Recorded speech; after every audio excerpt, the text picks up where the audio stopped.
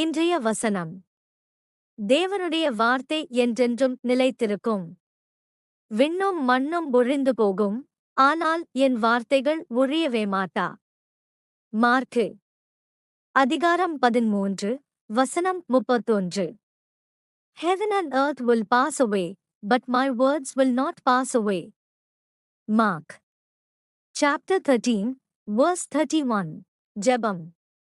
பரலோக தகப்பனே, உமது வார்த்தைகள் என்றென்றும் நிலையானதாகவும் நம்பகமானதாகவும் இருக்கும் என்ற உறுதிப்பாட்டிற்கு நன்றி. நிலையற்ற அஸ்திவாரங்கள் அல்லது மற்றவர்களின் மாறிவரும் கருத்துக்களின் மீது எங்கள் வாழ்க்கையை நாங்கள் கட்டியெழுப்பும் நேரங்களுக்காக எங்களை மன்னியுங்கள். உமது வார்த்தையை பொக்கிஷமாக கருதி எங்கள் முழுமையான நம்பிக்கையை வைக்க எங்களுக்கு கற்றுக் கொடுங்கள். உமது நித்திய சத்தியங்கள், உமது வாக்குறுதிகள் எங்களை வழிநடத்தட்டும், எங்களை ஆறுதல் படுத்தட்டும், ஒவ்வொரு சூழ்நிலையிலும் எங்களை பலப்படுத்தட்டும், உமது மாறாத உண்மைத்தன்மையில் எங்கள் இதயங்களை உறுதியாக நிலைநிறுத்தட்டும்.